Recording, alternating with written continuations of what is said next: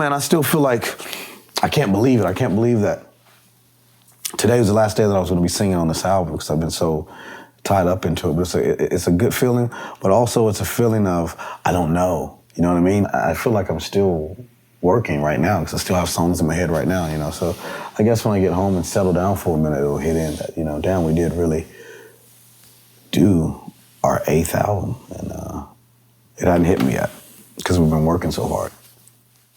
Are you ready? Yeah.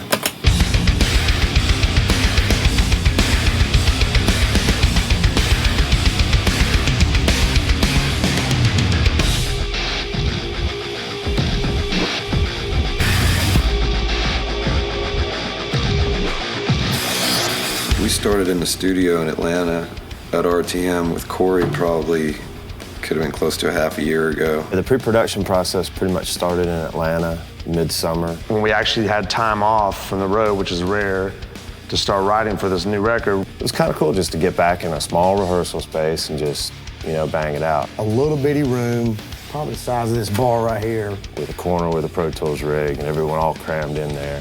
Not even enough seats for everybody and guests to actually be able to sit down. This is Clint's first album back with us, so I think that within itself was a lot. A lot of the first year and a half I was back with the band, we didn't even touch any songs. We just kind of wanted to get reacquainted with one another, and so we started doing some things here and there. Back to the way we used to do it, you know, before we ever got the record deal.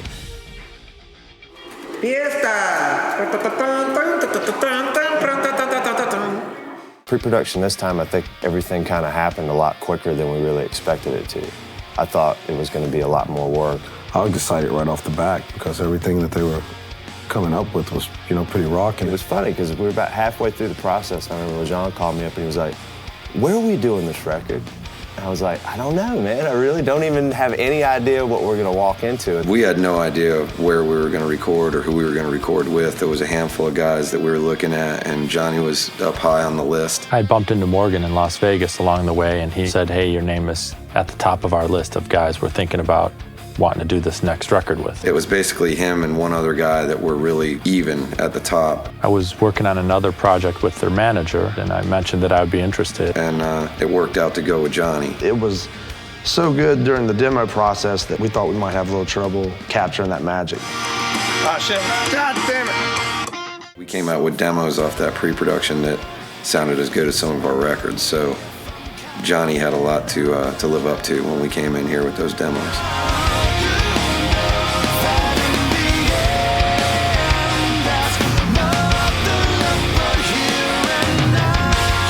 No, I think you're at the point now where I need to live with it and think about it and then work with you guys on this thing.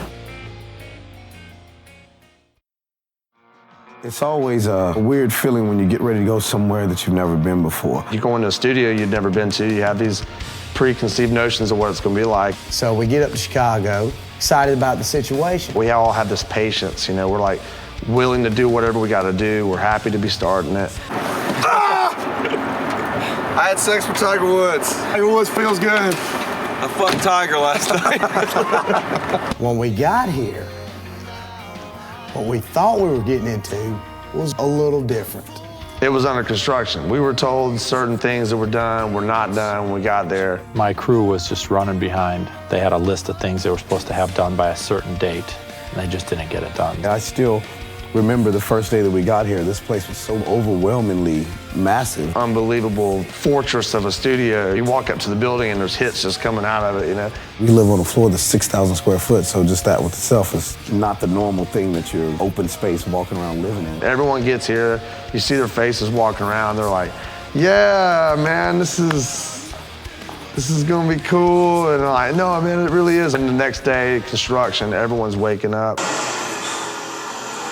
Good stuff, huh? It's under construction. What is this you're breathing? That's clean.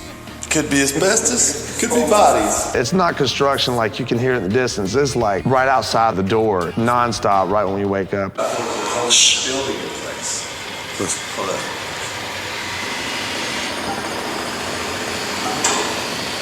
It's like this. Okay, we track till 2 in the morning, and then 8 a.m. jackhammers going off. It could be any day. I'd be sleeping and wake up and there's a little man, you know, mopping the floor looking at me, and I look up at him and he's like, sorry. I'm like, what's going on around here? To be honest, that was a little odd because, you know, we all sleep in the same room, so that's weird. We're confined, we're living in a fishbowl. And the people that are around us are our people. After the first couple weeks, I think it definitely settled down, and it's been pretty peaceful up there. We might bitch and complain about different things, but I think the major focus was making sure wherever we were at, the job was going to get done. So we worked it out. JK fixed it, you know. We're cool now. It's getting cleaned up. I mean, you know, now. When we leave here, it's gonna be like the next band will be coming in, and the final touches will be on everything, the fucking down to the knobs on the fucking everything's gonna be perfect. You guys are gonna have like a christening fucking ceremony with a big yellow ribbon around the building, and then we're gonna be leaving, and fucking all these other bands are gonna be coming in, high five, and the bands are gonna be nice, and we're like, we're out here now. We're like, oh, enjoy it. Like the last, we'll have like 2 nights where it's like completely fucking where you were wanting to be. Fuck. That sucks. Whatever, man. It's all good. We talked to a lot of our buddies about different producers, what do they like, you know, how long did it take to make the record. A lot of the feedback that we had from Johnny K was if you get a chance, work with him. And that's why I was really interested in getting him to do the record. He is by far the most hands-on producer I've ever worked with. They'd be like, man, my guy's into it. By the way, you're looking back. Works on guitar sounds, he moves amps around. He's not having someone do it all for him. He's in there doing all that. No. Oh, yeah, that's right. In the beginning, I set the guitars up. There was some talk about, well, do we need a guitar tech? Do we need this? Do we need that? I said, no, just let me do it once. He's a guitar player, so it's nice to have a guy that might be able to play something better than you. I think as experienced as they are as players, I think I was able to show them a thing or two about technique. Maybe. I think it kind of gives him an appeal to us because when he's doing that kind of stuff, he's like dirty. He's getting in there with us. He's a perfectionist, and he moves at a very Johnny K pace. It's like, we're gonna get it done, we're gonna do it right, we're not gonna rush anything, this is the way it's gonna be. That part's a half step off. Well, we could say that argument with about 10,000 things that we've done. I think that they were definitely feeling a little stressed about it. Should we do it like this, or should we do it like this? Do this, or this? This, or... Oh, that's different. From my standpoint, I don't care how long or how hard you work on your record. I just want it to be a great record. We were in a hurry, so he kind of had to force himself into getting going. Boom, let's get this thing done. We've got to get back out on tour. We're a working band. We've got things to do. With a band like us that's self-produced a couple records, and all of a sudden you get back and you work with a producer again, and he starts saying things, we're all looking at each other like, are you kidding me? What's this guy talking about? Oh, wait a minute, we're paying him for this. This is what we're actually here for. We got 2 guitar players, electronics and sequencing. We've got 3 singers. That's a lot to put on. It's not like bass, drums, guitar, vocals, we're done. There's a lot going on. We've been used to firing through stuff, you know, so it took some getting used to, but to most people, that's the right way to do it, you know, no stone left unturned. He's definitely been great at helping direct us towards those good songs and making those really, really good songs exceptional songs. Whew! Yeah. Brain melt. How great thou art, how great thou art. The thing about the record was this, you know, we tour Sevendust, you gotta stay on the road. Let's see. Oh, we're off for 12 days. You guys need to write some songs.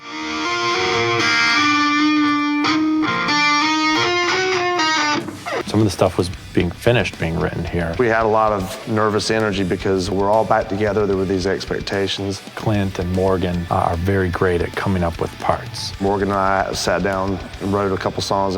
Oh, I'm done. I'm ready. Let's do this. So once we got it set up and square, it was basically a song a day. The basic rhythms, the music was written within probably a 20-day period. The goal was to try to get something up and going, and then by the end of the night, at least have all the music done for something so that we can listen to it, and then kind of tweak on it from there. Hey, Daniel, let's do fucking Splinter, man. What's up? fucking Spanta. I had been out of the mix for a while, so I needed to kind of readjust to the style that Sevendust is. And in order to facilitate getting all that stuff down and recorded, we used Clint's brother, Corey Lowry, to help us out. Yeah, that's it. Keep going and find that spot. In the end, you think you kill me. Turn up the flicker.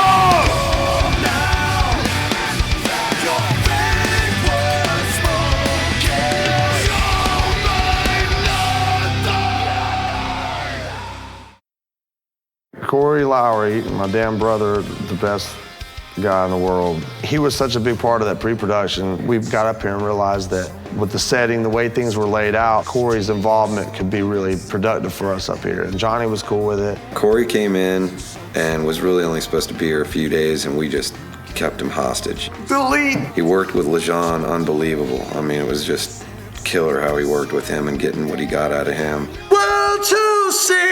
You know, and like get on top of it. It's all diaphragm and I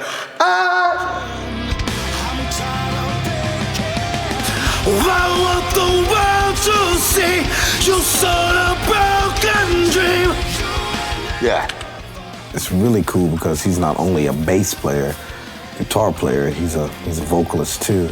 So it's always cool to work with someone that can sing. How you're pushing your breath, don't push it as hard. Now you can go back soft, you know what I mean? I see the magic taken out. Yeah, like that, yeah, perfect. We got this thing with Corey like this, you know, it's a good thing. Got together with him and we could put the stuff down in a decent demo situation. Maybe there is where we should kick it in. Till it's over. That's what needs to kick in a little bit more juice. Yeah. I can do it. I was saying, it's like it's tight, like, you know, all right, but I'll do it. He was kind of a good mediator for us too, because he knows us all really well, and you know, Clint's his brother, so if Clint got out of line, you know, Corey beat the hell out of him. What? Well, we were talking. He understands us. I mean, we've known him as long as we've known Clint. And I was there all the time. I was there with Corey almost every day doing stuff. Once we got through the first couple songs, you know, I think every band that's been around like we have, you kind of have to go through that process of, okay, what's this album going to be like? What are we going to do different on this?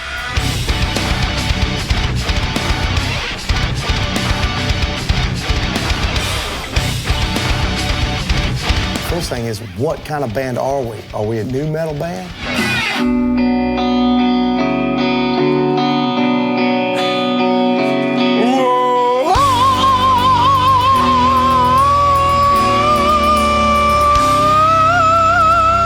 What's that mean? Are we a rock band?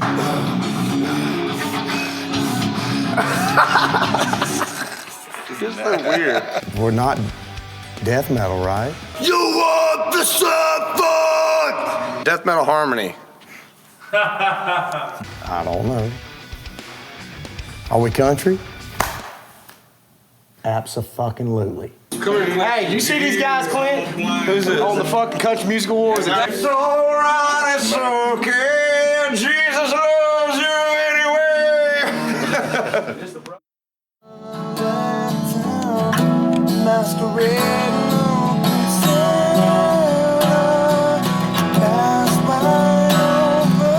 It's been real cool to have Clint back working with us. He did time with his brother, Corey, Dark New Day. Then he did some stuff with Korn. When we got Clint back in the band, it was like the day that the last record was released. The beginning of the cycle of Hope and Sorrow, the album that came out before this. The clock was ticking immediately. It was almost like we wanted to hurry up and get through that album cycle to get him in the studio. And he was writing immediately. Writing with Clint again for the first time in 5 years, it was that beginning chemistry all over again. For us, we needed to have this unit, not just because of him, but for all of us. You start a seed, and you know, you have like this batch, and I felt like that was Sevendust. Brothers got back together. The original Sevendust. The first time again that we were able to see that magic working together as, you know, a team. And the guys really let me dig in, and I really appreciate that. I call this his record. Are you ready to rock? Oh, Clint. Yeah. Let's make this a little bit bigger. We all contributed, we all worked really hard on it, but this record was spearheaded by him. I think he's an important contributor to what Sevendust is about. Your old trusty pal Clint's gonna fucking help out the situation, son.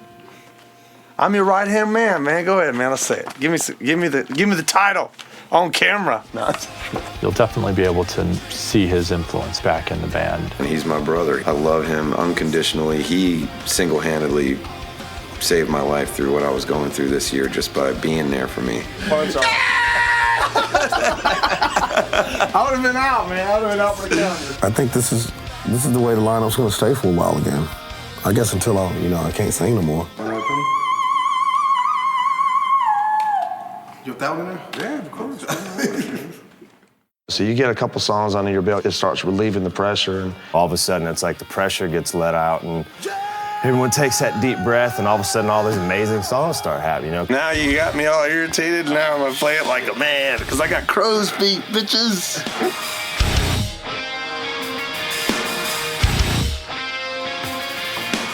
Clint was relentless. Him and John both were writing songs just like by the dozen. I mean, we couldn't keep up. And Clint, I know, was really, really extra focused on this record. He's such a talented guitar player, and he can sit down and improv solos until he's blue in the face, and they're all just killer. my favorite one I did on the record is for The End Is Coming. It's a long guitar solo. It has a lot of harmony stuff. But he's also a phenomenal singer and a phenomenal songwriter. Being that he's back with us and in a completely different headspace in his life, he had a lot of input. Chicken burrito or steak. Oh my God. Help me. One of the first songs we ever did is still one of the stronger ones on the record. There was a song called John 1. That was the first signature Sevendust song that we were like, all right, we still have our sound. It was one of the first things that we actually tracked, all five of us together. It was important for us to get the jamming aspect back in the band.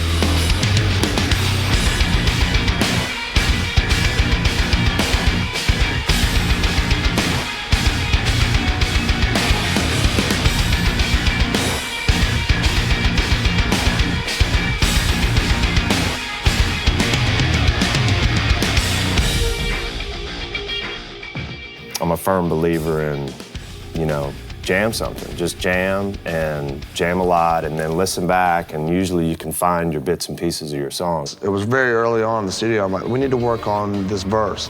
And I just grab an acoustic and start messing around with it with Lajon, and then John would come over, and then we'd all be in this huddle, and go over these ideas. That's the way the songs are written with us, when we're all sitting down and we're all throwing ideas out. John had some really cool ideas on vocals that when we did it on acoustic, you could really understand what his vision was with it. That's when you have an abundance of, stuff, like, oh, try this, I'm gonna try this. And this time we just said, we need to get in the room and we need to jam. We're a heavy band, but the songs can still exist in an acoustic world, I think that's when we're at our best, when we're, in that element. And that's, a lot of this album was done that way.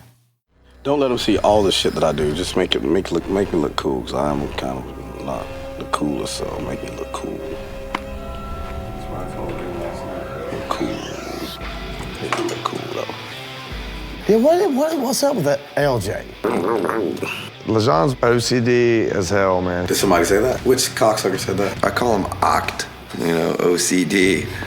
Oh, you're not feeling my... I have a slight case of, what is it called? OCD. Yeah, it's just a little bit. Yeah, I do, I think. I don't know if it's bad, but I do a little bit. I don't know. I was looking around to see if anything freaked me out. I like things to be neat, clean, I don't know if that's OCD, if you like for things not to be shitty. Clean them shits down the road. Very good for you singers out there to make sure that you always keep these things sterilized and clean. I don't know what happened with him over the last few years when I was gone, but he changed on this record. He's a very social guy. He was completely antisocial on this record. Man, don't fucking scare me, man. I mean, he barely went out of this place, and when he did, it was just to get something to eat usually. Damn it, I can't see myself. I've been in the mode for the album, so anything outside of it, it's no reason for me to leave it until I'm done. Are you using this? No. That's just whenever I'm in the zone and I don't want to come out of there. I don't know why LJ never really wanted to go out of the zone. I think I counted 6 or 7 times that he actually went out. he called the whole floor that he did the vocals, the vocal booth and everything, the zone. He loves it up there, man. I don't care, we can sing up there. I didn't mind it. I'd get out of this room and run upstairs and track the vocals. All I need. I was singing in that mic right there. Seems to fit LJ's personality. It was a very laid-back way of doing it. There was no studio, really. It was just a microphone with a few gobos around it. This wall they put up around him, and he can't see who walks in, so every time you walk in, he's like, who's in the zone? Who just said that? Who is that? Where's that coming from? What are you doing? Did you hear that, Corey? Who's in there? Why are you here? Who's downstairs? Who is that?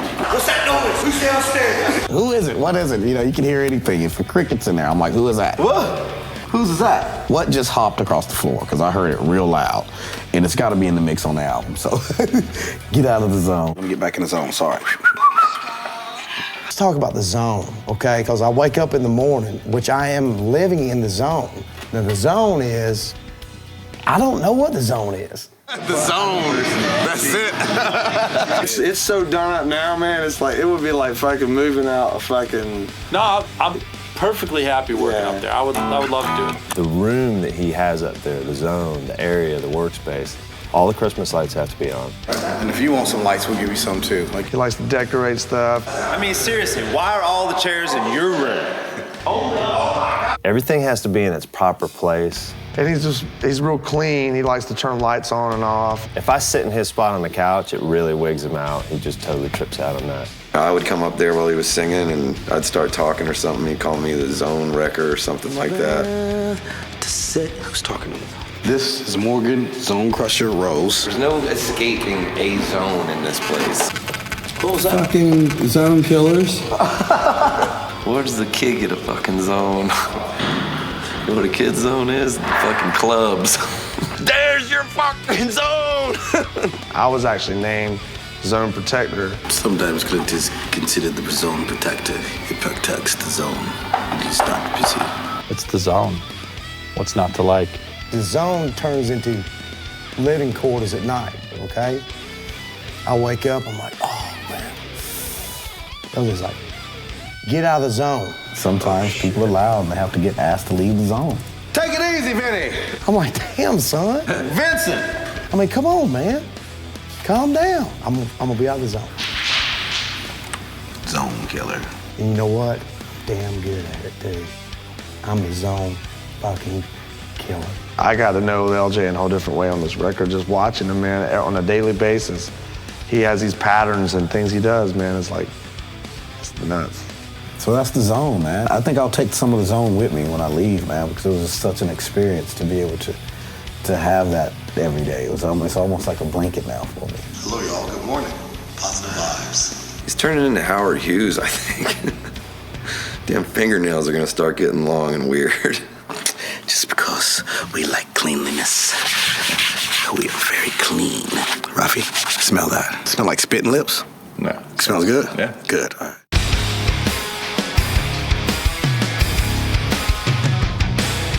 It's been like years of us writing about our lives, you know, about what we go through. I really didn't want to open up the book to what I went through this year. I actually, for the first time, wanted to be a little bit to myself about it, and I was having a hard time writing because it was the only thing on my mind.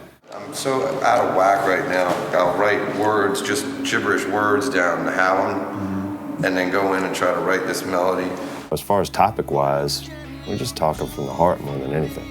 We like to let people have their own interpretation of what it's going to be. And Every day's a new confession.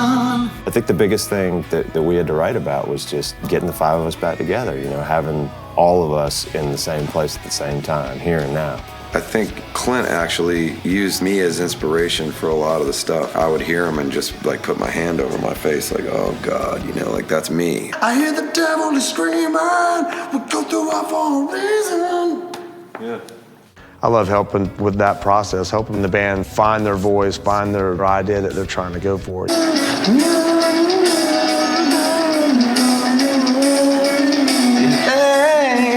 Yeah. I've always been one to say that I think it would be foolish for everything to come from one person's perspective when you have a group of grown men that all have problems, relationships, life, everything, you know. Check 1, 2.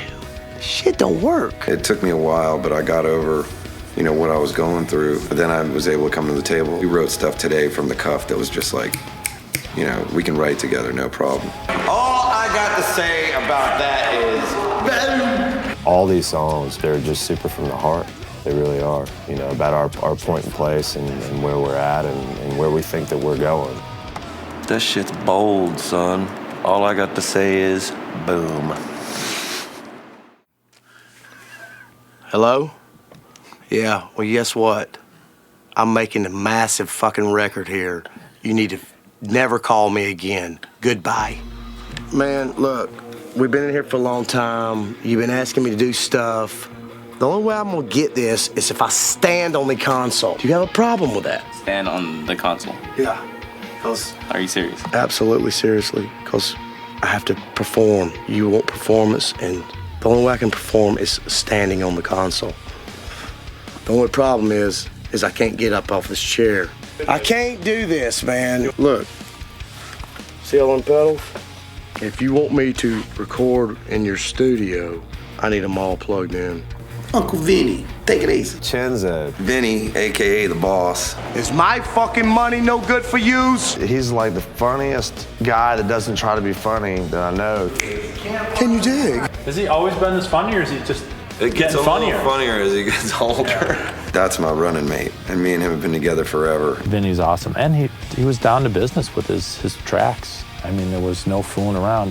Delicious. Vinny's Vinny. Vinny lays his bass tracks down and kicks ass and then hangs out, and that's my boy. And I was worried he was going to leave after he got his bass done, but he stayed the course with us, even though he could have been home with his family. It's gonna get ugly. Yeah. That's not me playing, by the way. His opinion means a lot to me, so he needed to be here the whole time. Do it, Vinnie. If it rhymes with night, we like. We're He's just a nut. He's like the youngest guy his age I know as far as the way he acts. Let's go muscle confusion.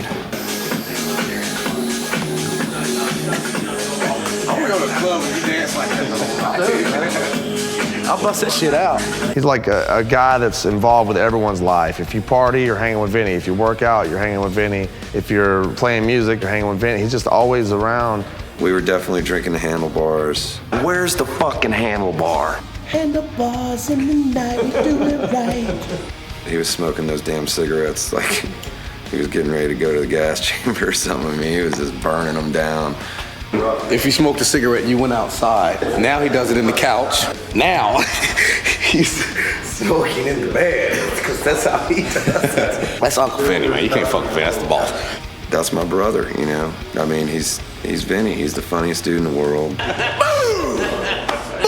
And this was the funnest time we've had doing a record. Easy. We had too much fun.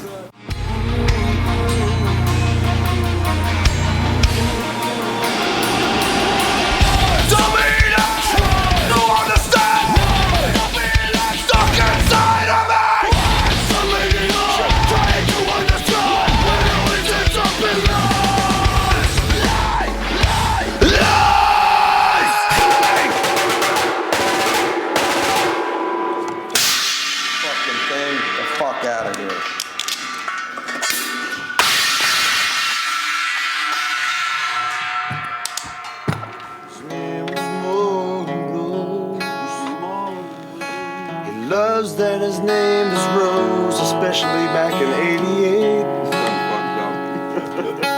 Because if you had a last name like Rose back in '89, you wouldn't have to change your name to a cooler name. I'm tired of breaking. I'm tired of breaking. Oh, shit! Morgan's always going to be Morgan. He's one of my favorite drummers that have ever played. kicked ass on this thing. His drumming is incredible. I like how much of a factor his playing influences our band. Just make it to where if a marching band came out and did it with us, it'd be fucking awesome. That's one of my favorite things about Sevendust. I think that's one of our most identifiable signatures is that Morse code thing that we have together. Morgan likes to play intricate things, and I like to play like a drummer, so that matches real well.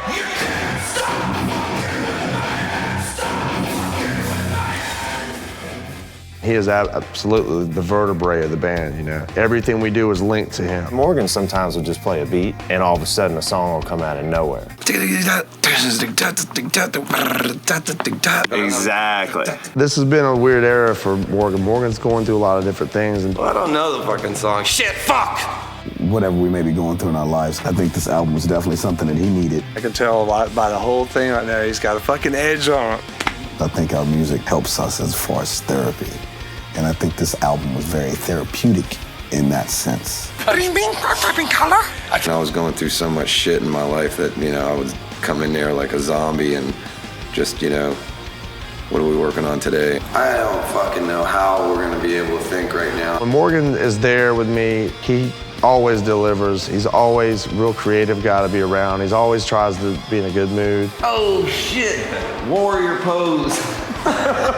Fucking downward dog. Morgan's the king of Chicago. We'll go ahead and lay that out. King of Chicago, Morgan. Where LJ won't leave the joint, Morgan will barely stay in the joint. You do know you're rolling with me, right? We're ready. We're gonna go out at like midnight. Anytime he goes and unwinds and does the King of Chicago thing, he does, you know, it's like, man, he deserves it. I'm going out to get me some ass. What's up? Morgan is crazy, that's all that is. It's my diaper. It's my diaper. Ralph, don't get me like this. I don't like people to see me. I'm mysterious, man. This is my diaper. Get back away from me. It's my diaper. Don't even be waiting to saw me like that on video. This is disgusting. He's the king of Chicago. I've not been to any of the places that he's been to, but I've heard about them all, and I get the stories, and they sound very exciting and fun. And watch out! He can tell us anything. I don't know what goes on, but I know he's doing something because when he comes back, he's not feeling too good the next day. No, he's just funny, man. Morgan's a trip, and he's definitely the king of Chicago, though. That's for sure. It's kind of weird. He's getting ready to leave in a week, so then what is that? If you're not here, are you still the king of Chicago? In Atlanta? Oh, fuck! I like to sing like I know what I'm talking about. I add a little rasp to my voice, and it gives it that storyteller vibe. This album, I felt like I was really prepared for it. There's some definitely challenging things, but I felt really good, and I felt confident. And if it wasn't, you know, we made it right. Vocally, we just went for it. I mean, Lajon sings better on this record than any other record, hands down. We were going full out. We were taking every take like, this is what's going on the album.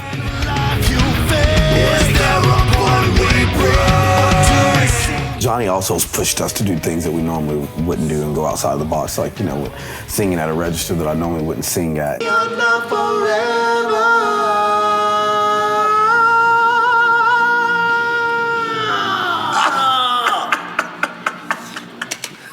Let's try it. When I got the vocal tracks, he had sung through them once, and there were some magic moments that he had that I didn't want to change, but there were parts that I wanted to challenge him. Good God, it's nasty.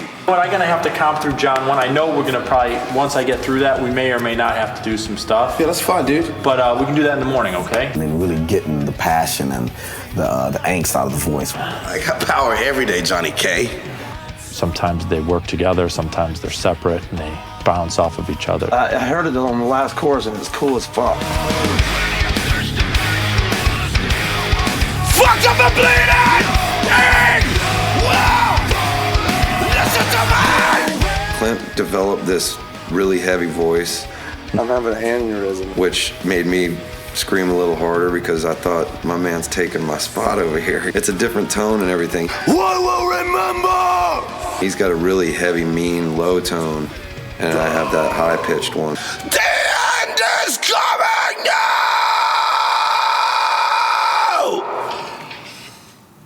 Woo! The high-pitched thing that Morgan does, we call affectionately the crow. Right now! Which there's another version of the crow that's lower we call the bro. So you got the crow and the bro. You know, if you start singing on that, you're gonna want to put a harmony over his part, and I know you are. You know, if I didn't say anything, I'd probably get a lot of credit for doing a lot of his stuff because people don't know him as that type of singer. Kind of fucked that up. Actually, it's me doing all the heavy stuff. I think we're gonna try to double the choruses vocally on this one. It just sounded kind of nice. I listen to these guys and everybody's singing stuff, different things in different places. Between 3 guys, you got 5 or 6 different voices that you got going on. It's like, oh shit. We try to utilize that and make that our niche, our thing that makes us different. I mean, these guys are in my own band, and sometimes I sit there and listen to go, man, that sounds great. Clint was like, that's LJ. Oh, okay, cool, LJ, that sounds awesome. I give it all away. I work the mic just to get it back to that better. That's awesome.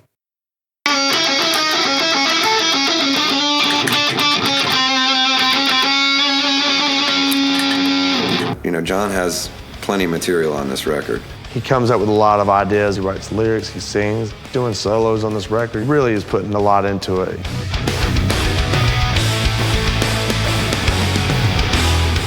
The root of the guitar is in A sharp, but the root of the little intro bit is like B. It's sitting in B. You know, again, that motivates the hell out of me. You know, we wrote almost all of 3 records in a row. So he's proven himself. The work ethic is undeniable. He's always got a guitar in his hand. He plays guitar more than I do, you know. He's just constantly playing. He's constantly working on stuff. He really believes in it. He's honing in on his art and his craft on a continuous basis.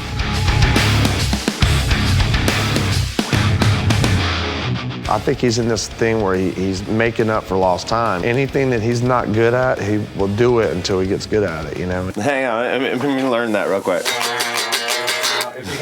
And I really respect him, man.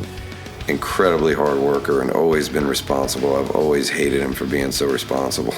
And I enjoy playing with John big time, always have. I mean, he's a drummer, so me and him lock easy. Started out life as a drummer. So, you know, this band has 2 drummers, one really good one and another one that plays guitar. I think when you have someone like John around all the time, it makes you kind of almost feel guilty sometimes because you're not doing as much as he is. And he's compulsive as shit. If he wants a fish tank, he's gonna have 30 of them. If he's gonna play guitar, he's gonna play it 20 hours a day, you know? So he's like, keeps the bar up as far as motivation. You know, he does the same with the way he works out. He's just that guy. He's just focused and responsible and annoys me. Annoys me that he's so responsible.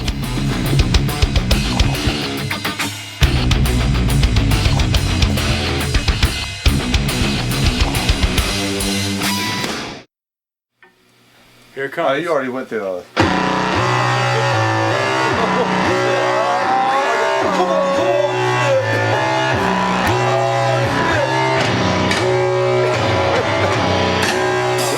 Jacket was coming off when I heard that shit. Put that shit on, I might have to do a little fucking damn break dance up in this motherfucker. Getting out of the studio and doing shows right in the middle of the recording process, I was so against it at first. When you're in the middle of a record, the last thing you really want to do is pack up and go somewhere and jam. Most people say, we're going in the studio, we're shut down. I've never recorded a band that was in and out more, actually, during the record. To leave the studio, go perform, and then get back down and focus to come back to the studio, that was hard for me. Where you going, man? To Florida for some shows. It's a pain in the ass traveling, you know, like everybody knows. Because we travel, but we don't see anything. What we do is we travel, we eat some foods, go to the pool, eat some foods. It's hard to explain to people how you sit around for 22 and a half hours of every day for that 1 hour and a half of killing. That don't make me feel like jamming, but we'll jam that way. As aggravating as the trip is, the house lights go off and you get up there and you start jamming.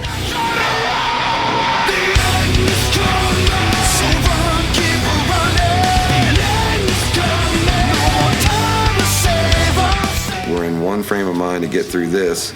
Jump on a plane, you land, and boom, you're on stage playing in a whole nother mind space. And then you jump off of that and you're back in the studio, and we did that like 3 or 4 times.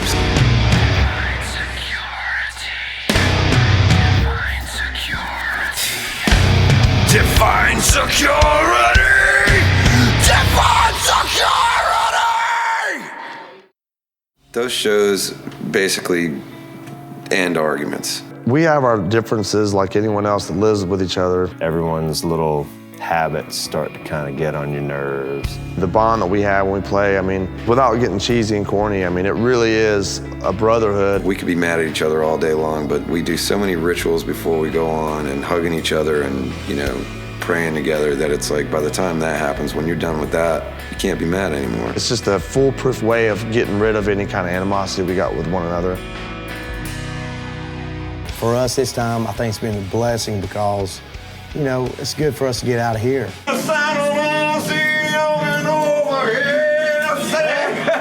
You can get tunnel vision sometimes. I think you need to get out and spread your wings a little bit, have some fun.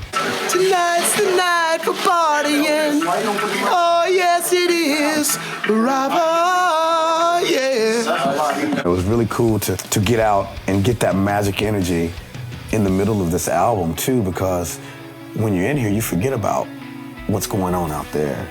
And to go into these towns and play and people singing the songs, and it's like, ah, shit, yeah, this is, you know, this is what we're doing, man. And they're excited still. You think they forgot about us, you know what I mean? That's what we thrive on anyway. It ain't about us, it's about the room. It's about the field. Is everybody into it? Are they going nuts? That's what it's all about. It was like a reminder that we're actually going to connect these songs to people when we're done. But I think that gave us energy to come back and to continue to say, we really got to make this album the best thing in the world, because there's a lot of people that are depending on the album to be something that they enjoy listening to.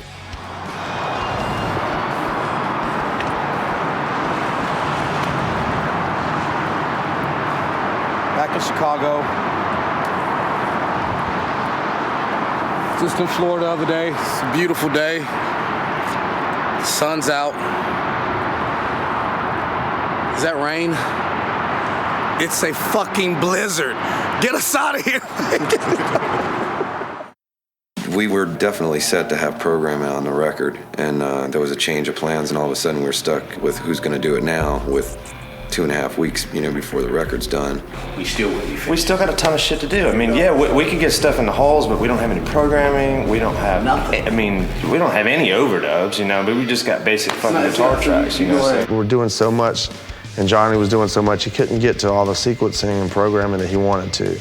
And I called Justin Walden up. Justin Walden came into our lives 10 years ago. He did Home with us, he did Animosity with us, and he gets us. I called him, he happened to be close, and Justin's a monster. He drove in the next day and got right to it. Look at this old school. How you doing, man? Good. Justin Walden. Got his rig set up in the next room, and he's just going at it, doing loops and sequences and keyboard sounds. He's one of the few guys that can just come in, sit down, and throw 8 ideas at the wall, and 7 of them are just stellar. He brings the loops in, he brings the segues, and we can play in between the sets. I mean, this stuff is important, you know. We're on the first day with him, and I'm like, wow, I'm glad you're here, man. He got in, programmed the first song on Confessions, and it was unbelievable. I mean, within 30 minutes, you know, he had something together, and we looked at each other and high-fived and walked away. You know, it was like, go do your thing.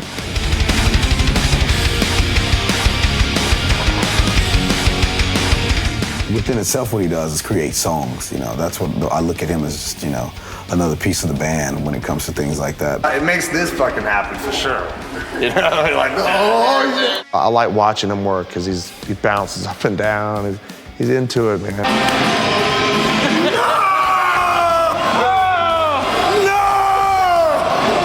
It was a nice breath of fresh air towards the end to put the final touches on the record. Awesome, man. But you know what I'm gonna do? I'm gonna erase all of it anyway tonight. I'm gonna have a couple of beers, I'm gonna go down and erase all the shit that he did good. And then he's gonna have to do it again. Can you dig?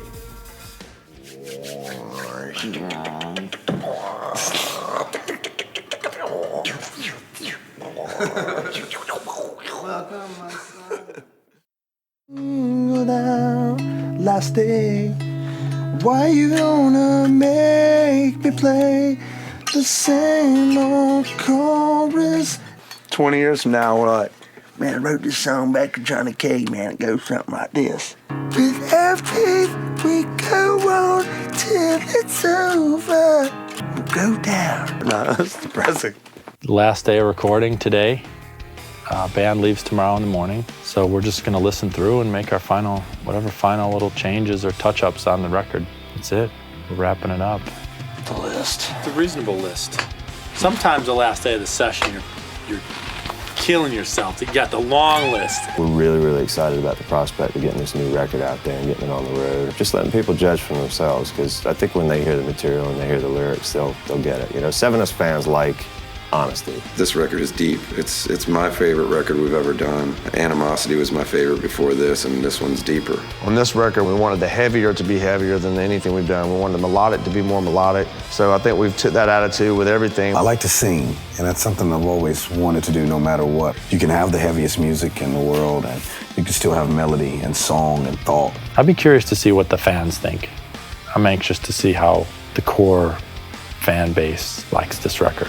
There's some songs that aren't going to make this record at the end of the day are better than some of the songs that ended up making all of our previous records. And for this record to be that good, in our minds, you know, we're blown away. I mean, we blew ourselves away on this record. And I don't think we understand what we got yet. Once we get a second to get away from it, we're really going to be very happy, man. I think the fans are going to be happy. A lot of things happened to make it work like that, you know. Clint had to be back. I think Clint had to be sober. We did plenty of good records with him having a drink, you know, but this time around it was perfect. It's that newfound power that we have, you know. It's the way it was in the beginning, but it's just so much stronger now. It's so much clearer. And that's a magical thing when you can make it all come together and it's everybody's having a good time. That's what it's all about. This by far was the funnest I've ever had on a record. An 8th album. You know, when I started thinking about that, I'm like, this is number 8 for these guys. It's very respectable. It's amazing, actually.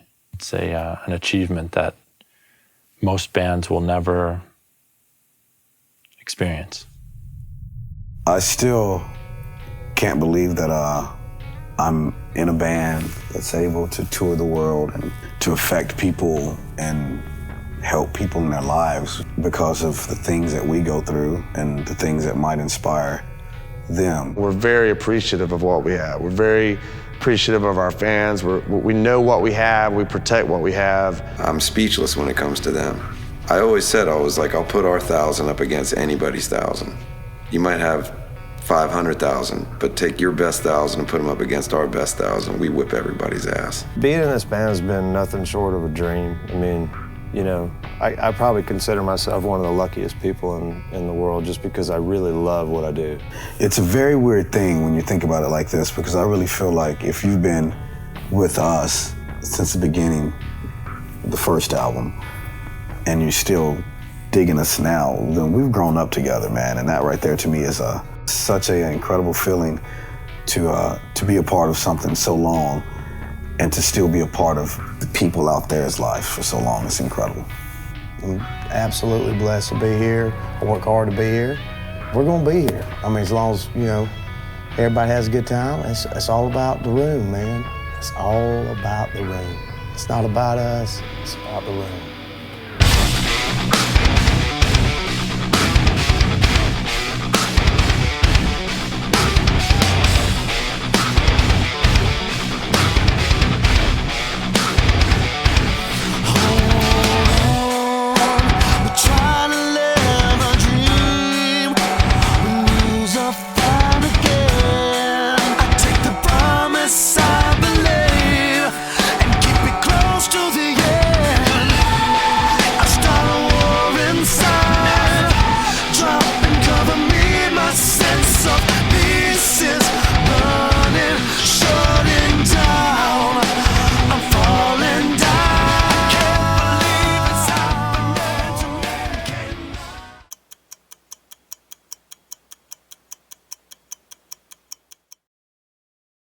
What about Matt, the engineer?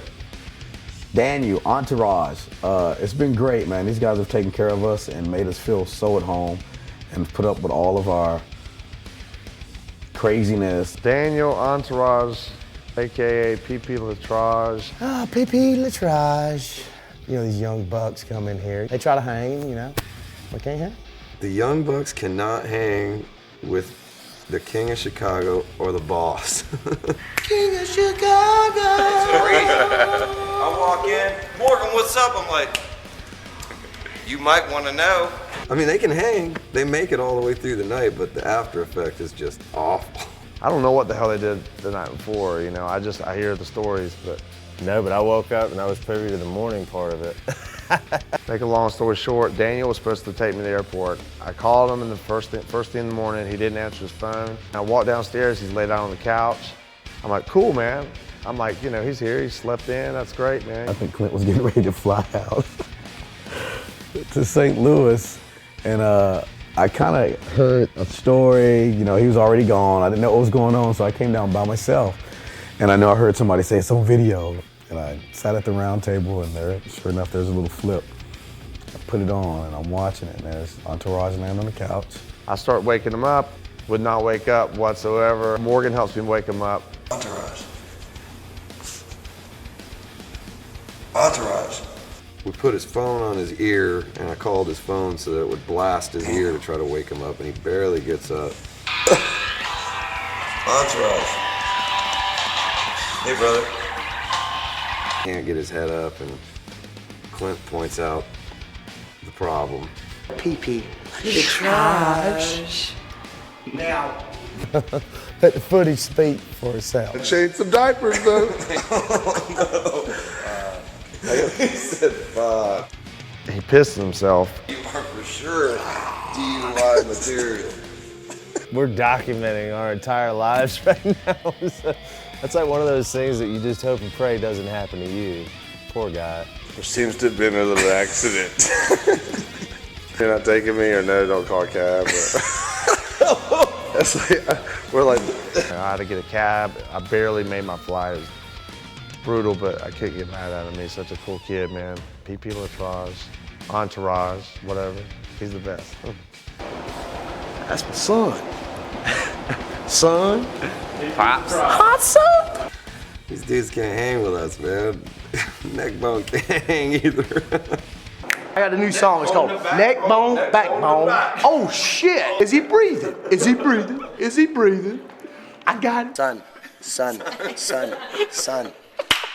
He blacked out the other night in a chair, and I don't know. The human body's not supposed to be able to bend like that.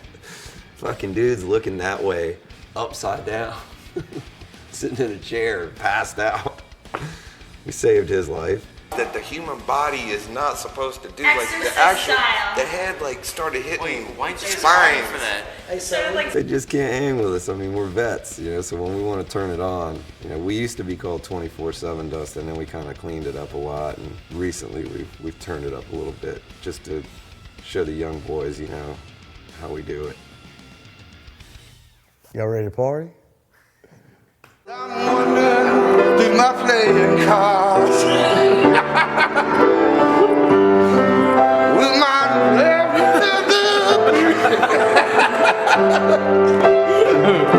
I want a 16 vessel virgin. Yeah. Pocket.